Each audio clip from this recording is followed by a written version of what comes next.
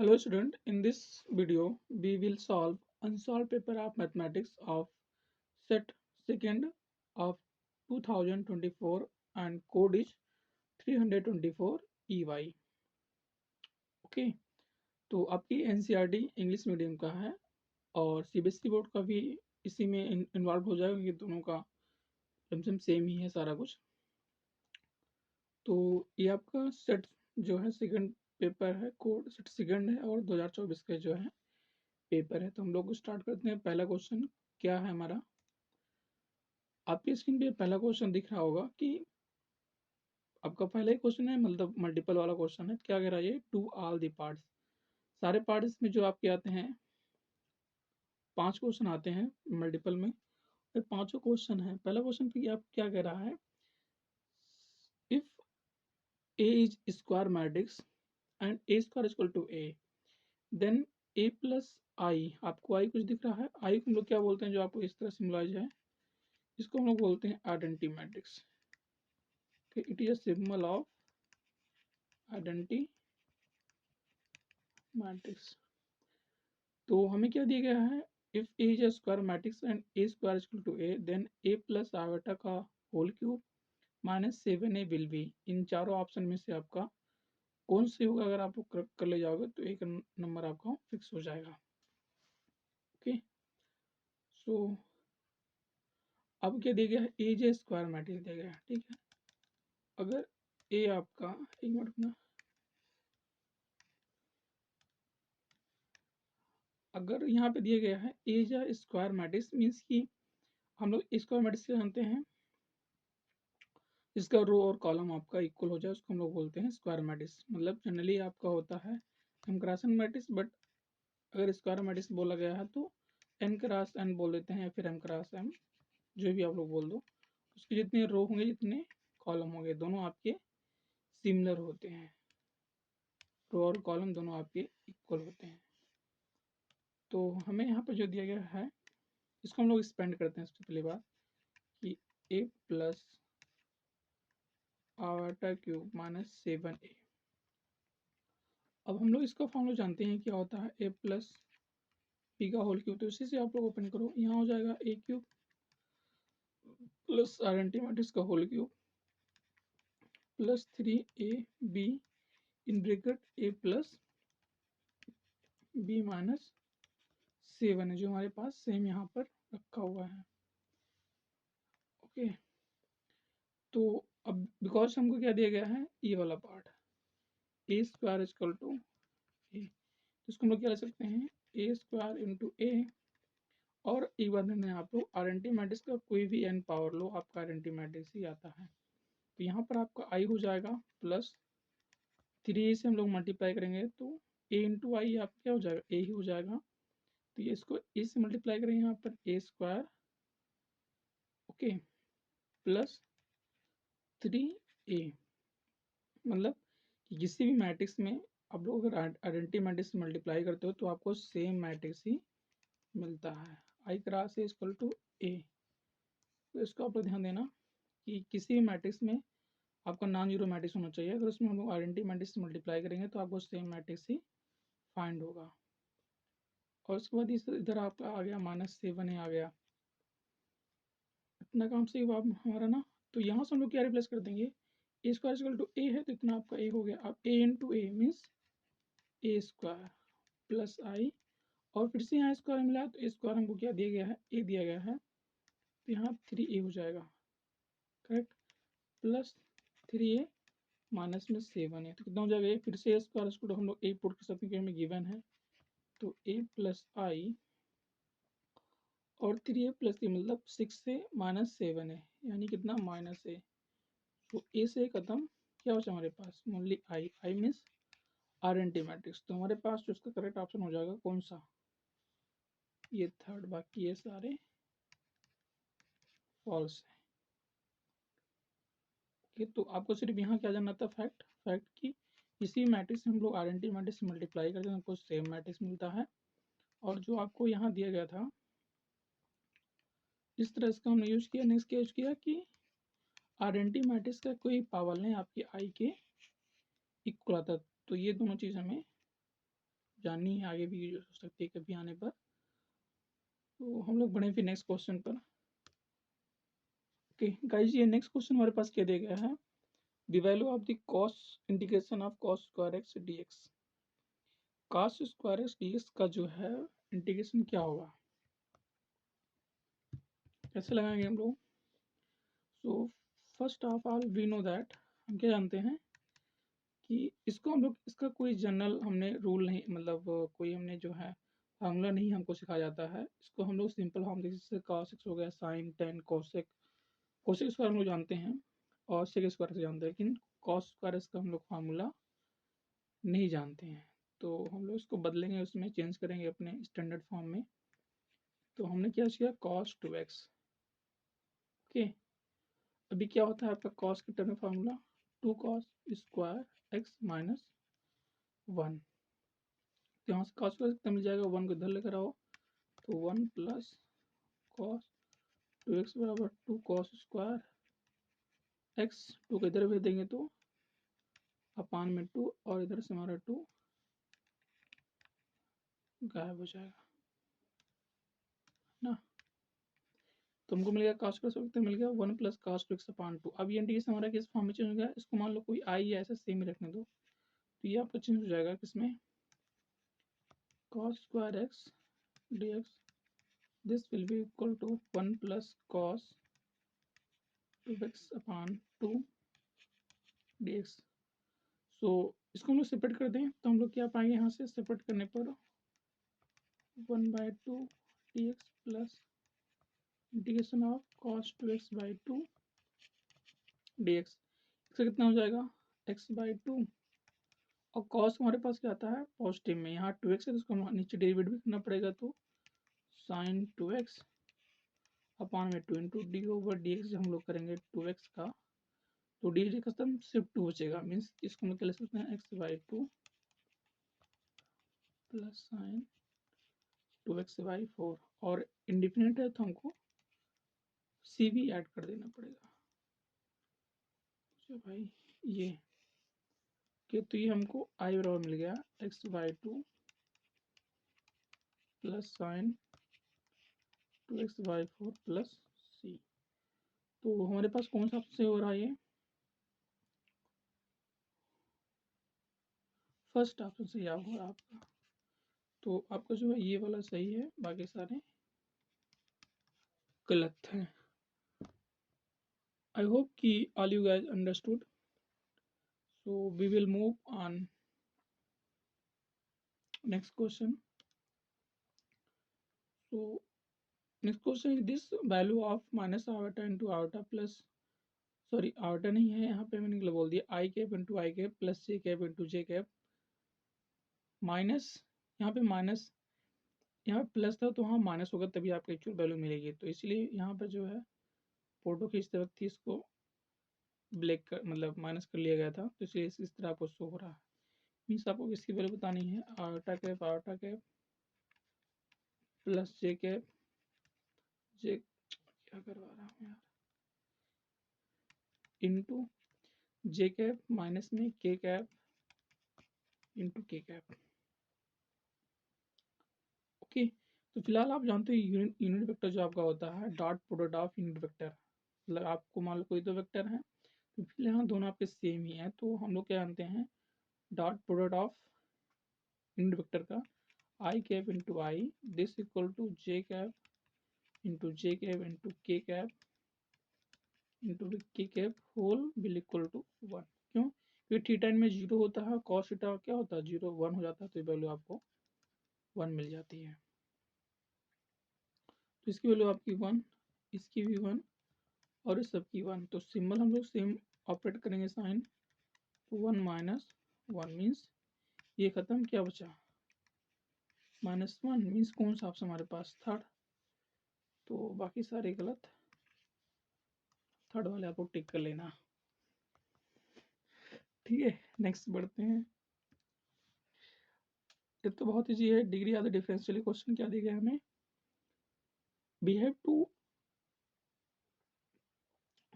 Choose correct option, what is the degree of the given differential equation. So आप लोग क्या दिया गया देखना, d2y/dx2 क्यूब है प्लस dy/dx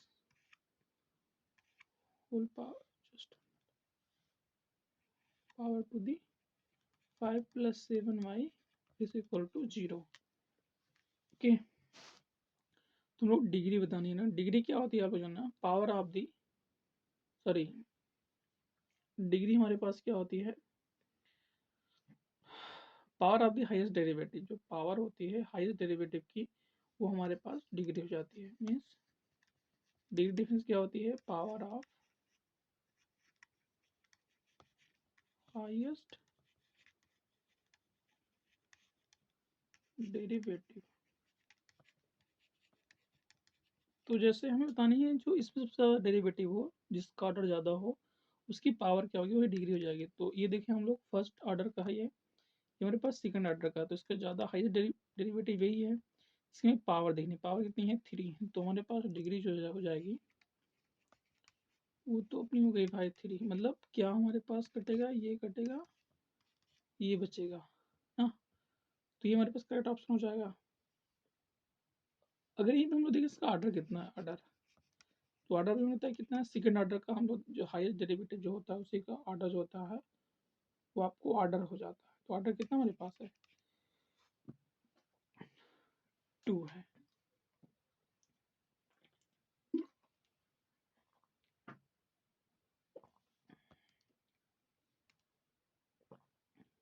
मीन्स इसकी डिग्री 3 है, ऑर्डर 2 है। तो 4 क्वेश्चन तो हमारे हो गए फिलहाल। नेक्स्ट की तरफ हम लोग बढ़ते हैं। 5वां क्वेश्चन क्या कह रहा है, देखो आप लोग कि इफ ए इक्वल टू दिया गया है कोई set A B C, B दिया गया है 2 3 4, then function from A to B will be. तो इनमें से कौन आपका फंक्शन होगा आपको बताना है। तो जैसे आप लोग फंक्शन की डिफिनेशन आप जानते हो कि किसी एक सेट से बी पर जो डिफाइन होता है लोग क्या बोलते हैं, function from set A to set B is a rule. क्या होता है, rule which assign each element of A to unique element of B. मतलब बी ए का जो सारे एलिमेंट की बी पे मैपिंग होनी चाहिए और यूनिक होनी चाहिए वो। तो जूम करें अगर, मतलब इस तरह से जो हमको यहाँ पे सेट ए दिया गया, क्या इसी हम लोग लेते हैं यहाँ पर ए बी सी और 2 3 4। ओके, ए बोला गया है, बी बोला। अब हमने क्या बोला कि function is a rule which assign each element of A to a unique element of B. मतलब यूनिक मतलब क्या होता है, अनोखा या अकेला। तो मतलब अगर ए की मैपिंग जैसे हम लोग बोलें तो ए की मैपिंग अगर 2 पे हो गई है तो ए की मैपिंग 3 पे नहीं जानी चाहिए, नहीं तो ये यूनिक तो हुआ नहीं है, ये कुछ आपका मतलब इसकी प्रॉपर्टी चेंज हो गई। तो ये लाइन नहीं होनी चाहिए। मतलब इसको आपको अगर ए की इमेज 1 आई है, सॉरी ए की इमेज 2 आई है तो 2 ही रहे। इस तरफ बी की इमेज 3 हो सकती है लेकिन बी की इमेज 4 नहीं हो सकती, नहीं तो फंक्शन आपका नहीं बनाएगा। ओके, फिर सी की इमेज कुछ इस तरह हो, लेकिन यहाँ एक ये है चांस कि 2 जो है बी का भी इमेज बन सकता है। मतलब ए की इमेज भी 2 आ रही है और बी की इमेज 2 आ सकती है, लेकिन ए की इमेज 2 हो, ए की इमेज 3 नहीं हो सकती है। ये ध्यान देना आप लोग। तो उसको हम लोग बोलते हैं फंक्शन, जो यहाँ पे आपका रोल डिफाइन किया गया है। तो ये है आपका डिफरेंस थोड़ा। अब यहाँ पे देखो हमारा फंक्शन क्या बनेगा कि हम लोग सारे ऑप्शन देखिए। जैसे यहाँ पे देखो आप लोग एक एक इमेज 2 है, एक इमेज 3 भी दे दिए हैं। तो जैसे एक इमेज 2 है, एक इमेज 3 भी है, तो हमने बोला एक की जो है 2 वैल्यू नहीं हो सकती, एक ही वैल्यू होगी। तो पहली तो आपका खत्म। दूसरे में क्या दिया है, एक इमेज 3 है, इमेज मतलब हम लोग क्या बोलते हैं, एफ ऑफ इक्वल टू 3। तो ए की जो वैल्यू आ रही है इसी को बोला जाता है 3 इज अ इमेज ऑफ ए। तो 3 जो है एक इमेज बन रहा है और 2 भी एक इमेज बन रहा है। मतलब कि ए की वैल्यू 2 आ रही है उसकी वैल्यू और 3 भी आ रही है, तो ये भी आपका काम खत्म। इसमें ए 3 पे जा रहा है, ठीक है, मतलब इसको मिटा दें हम। ओके, मतलब ए की इमेज दे रहे हैं 3, यानी मतलब एफ ऑफ इक्वल टू आपका 3 दे रहा है वैल्यू, बी आपको दे रहा है 2, मीन्स एफ ऑफ बी आपको दे रहा है 2 और सी के दे रहा है, सी आपको 3 दे रहा है, ठीक है। तो सी एफ ऑफ सी की वैल्यू भी 3 है। तो मैंने आपको बताया था कि जैसे ये जो है दो डिफरेंट डिस्टेंस एलिमेंट एक ही हो सकती है इमेज, बट एक ही डबल इमेज आए, ये इसको हम लोग फंक्शन नहीं बोलते हैं। तो ये तो आपका फंक्शन बनाएगा सेट। और चौथे में देखिए अगर, तो एक इमेज 2 जा रही है, एक इमेज, एक मिनट, अब अगर ए की इमेज 2 जा रही है, ठीक है, बी की इमेज 4 जा रही है भी, ठीक है, फिर बी की इमेज 3 ले जा रहे हैं, बी की इमेज 3 कर दी, यहीं पे गलती कर दी है इन्होंने। बी की मतलब कहने मतलब आपको दिया गया है एफ ऑफ बी की वैल्यू 3 दी गई है, एफ ऑफ बी की वैल्यू फिर 4 भी दी गई, तो ये आपका पॉसिबल नहीं है फंक्शन के अकॉर्डिंग, ठीक है। फंक्शन डिफिनेशन जो आपकी कहती है, तो ये भी आपका नेगलेक्ट नेगलेक्ट हुआ ही, आपका करेक्ट ऑप्शन हो गया। तो इस तरह अगर कोई क्वेश्चन है तो आप लोग ध्यान दे देना। और इसके बाद ये भी ध्यान देना कि इसमें एक एलिमेंट छूट जा रहा है, तभी आपका फंक्शन नहीं बनाएगा, क्योंकि इसमें सारे एलिमेंटों की आपकी मैपिंग आपकी होनी चाहिए किसी न किसी सेट पर, तभी हम लोग उसको फंक्शन बोलते हैं। ओके, मीन्स कि अगर मैं यहाँ पर डिफिनेशन लिखूँ फंक्शन की तो क्या हो जाएगी, इवेंट देखना आप लोग। फंक्शन की डेफिनेशन क्या होता है कि अगर हमारे पास कोई फंक्शन डिफाइन है फ्रॉम ए टू बी, हम लोग क्या बोलते हैं इसकी डिफिनेशन कि फंक्शन, डिफिनेशन क्या कहता है, function from set A to set B. जहाँ ध्यान देना है सेट ए और बी आपके नॉन इम्पिटिव होने चाहिए, मतलब उनके में कोई एलिमेंट एक नहीं तो हो जरूर, जीरो एलिमेंट ना हो, कोई ना कोई एलिमेंट उसमें प्रेजेंट हो एटलीस्ट, तभी आपका ये फंक्शन डिफाइन होता है set A to set B पर। Function from set A to set B is a rule, okay, is a rule क्या करता है, विच असाइन इस ईयर भी ये क्वेश्चन ऐसे आने की पॉसिबिलिटी नमसम 95% है, which assign each element of set A to unique element of set B, मतलब कि हम लोग जिसको डिफाइन किस तरह से डिनोटेड बाय दिस, अगर ए से बी पे जा रहा है तो इज रूल हो गया, ठीक है। ईच एलिमेंट मतलब आप सेट ए के सभी एलिमेंट की मैपिंग किस पर होनी चाहिए, यूनिक होनी चाहिए, वो सेट बी पर होनी चाहिए, मतलब ये छूटा हुआ कोई सेट नहीं, कोई एलिमेंट नहीं होना चाहिए उस सेट में, तो आपको फंक्शन होगा। ये सारी कंडीशन इससे हमें सेटिस्फाई हो रही है हमारे इस सेकेंड थर्ड वाले में, तो ये आपका थर्ड वाला ऑप्शन करेक्ट है। ओके, तो हम लोग नेक्स्ट पे बढ़े। ये आपको नेक्स्ट क्वेश्चन दिया गया है, हम लोग क्वेश्चन नंबर सेकंड पे आ गए, आप जानते हो लोग देखिए होगे सेट कि उसमें आपके कई सारे क्वेश्चन पार्ट सेकंड के बीच, क्वेश्चन सेकंड है उसमें 1 1 मार्क किए हैं, तो ये आपकी मार्किंग दिखा रहा है 1 वाला कि आपकी मार्किंग है।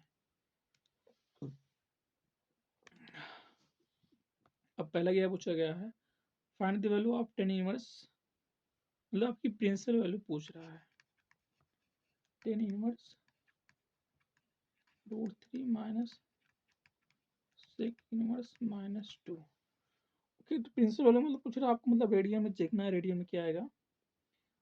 अब यहाँ जैसे चाहो तो लोग कुछ मेथड भी लगा सकते हो, यहाँ मान लो कि लेट टेन इनवर्स 30 कितनी आती है, बराबर कोई एक्स मान लो, किसी एक्स की वैल्यू है, तो ये 10 आपका एक्स हो जाएगा, उधर जाएगा तो फिर आपका √30 बचेगा, सॉरी √3 बचेगा, किसकी वैल्यू होती है 10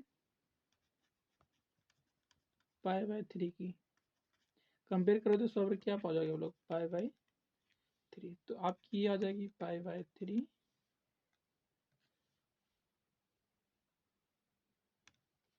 सिमिलरली आप लोग इसको भी ऐसे निकालोगे तो आपको क्या मिल जाएगा ये कि आपको मिलेगा 2π/3। ओके, तो डिनोमिनेटर सेम है, हम लोग सब्ट्रैक्ट कर लेंगे। तो 1 - 2 कितना आता है -π/3। मतलब यही आपकी क्या हो जाएगी, वैल्यू हो जाएगी। इस तरह आप न कर दे, एक नंबर आपका फिक्स हो गया। ओके, तो हम लोग यहीं पर जो है,